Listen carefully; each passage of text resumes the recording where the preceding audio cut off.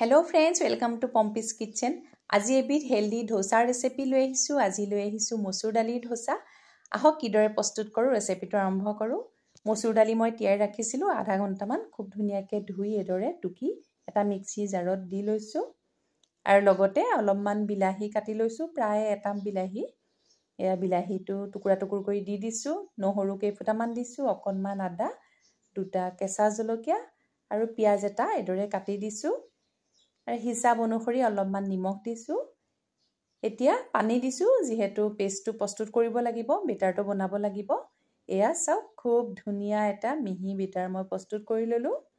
আপোনালোকে এইদৰে বনাই খাবচোন, খুব ধুনীয়া হয়, হেল্ডি হয় আৰু ইনষ্টেণ্ট এইদৰে আপোনালোকে প্ৰস্তুত কৰিব পাৰে।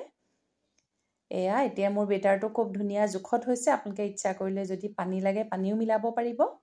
এতিয়া এখন ননষ্টিক পেন এইদৰে গেছত পাতি অকণমান ৰিফাইন অইল দিছোঁ, প্ৰায় এক দুই টোপালমান, বেছি দিয়া নাই মই। এতিয়া তাতে এখন গোল হেতাৰ সহায়েৰে মই বেটাৰটো দি দিছোঁ। খুব ধুনীয়াকৈ এইদৰে বহল কৰি দিছোঁ যাতে পাতল হয়। আৰু মোৰ আচলতে ল'ৰাই অলপ হেল্ডি খাই ভাল পায় আৰু নতুন কিবা এটা পালে খুব ভাল পায়। সেইকাৰণে মই বিভিন্ন ধৰণে এইদৰে হেল্ডি উপাদানেৰে কিবা বনাবলৈ সিহঁতক পৰিৱেশন কৰিবলৈ চেষ্টা কৰোঁ।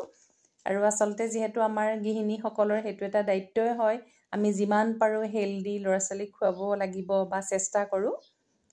এইদৰে এয়া চাওক, প্ৰায় 5 মিনিটমান হ'ল, খুব ধুনীয়াকৈ মচুৰ দালি ধোসাখন প্ৰস্তুত হৈ গৈছে।